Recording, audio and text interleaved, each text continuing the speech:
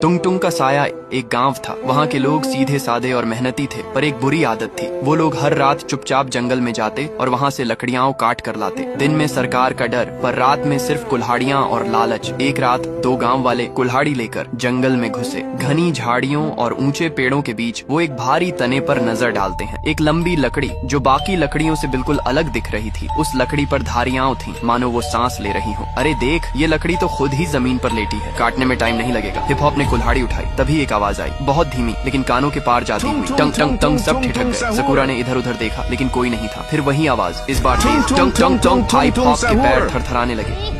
भूत है क्या? ये सकूरा फिर भी आगे बढ़ा और कुल्हाड़ी से उस पर वार किया। शी छा एंग, सकूरा के कुछ चीज अगर लगी और वो गिर गया। हिप हॉप भगा, झाड़ियों में ढंसते चले गए, लेकिन हिप हॉप भी उस रात वापस नहीं आया। अगली सुबह गांव की चौकीदार, जो हमेशा साहसी माना जाता था, उसको खबर मिलती है दो लोग जंगल में गए थे, लकड़ी काटने लौटे नहीं। चौकीदार के चेहरे पर चिंता थी, कहीं जानवर तो नहीं। उसने सोचा वो जंगल के पास तक जाता है, लेकिन वहाँ जैसे ही कदम रखती है कुछ सुनाई देता है। टंग टंग सुनते ही उसके पैर कांपने लगे। वो पीछे हट जाता है। पूरे गाँव में चर्चा थी, लकड़ी खुद चलने लगी है, जिसने भी उसे काटा वो गायब हो गया। और अब लोग उस आवाज को टंग टंग कहने लगे थे, क्योंकि वो आवाज रात के अंधेरे में चारों ओर गूंजती थी। टंग टंग टंग। बूढ़े लोग बोले, ये लकड़ी नहीं, कोई रक्षक है जंगल का। अब कोई भी जंगल नहीं जाएगा। अब गांव के लोग रात होते ही अपने दरवाजे बंद कर लेते। बच्चों को बाहर खेलने से रोक दिया गया और टंग टंग की आवाज हर रात गूंजती रहती, धीरे, फिर तेज और फिर बिल्कुल करीब। एक लकड़हारा जो इन अफवाहों पर विश्वास नहीं करता था, पुष्पा, वो बोला, मैंने तो अपनी जिंदगी जंगल में ही काटी है। आज भी जाऊंगा, लकड़ी लाऊंगा,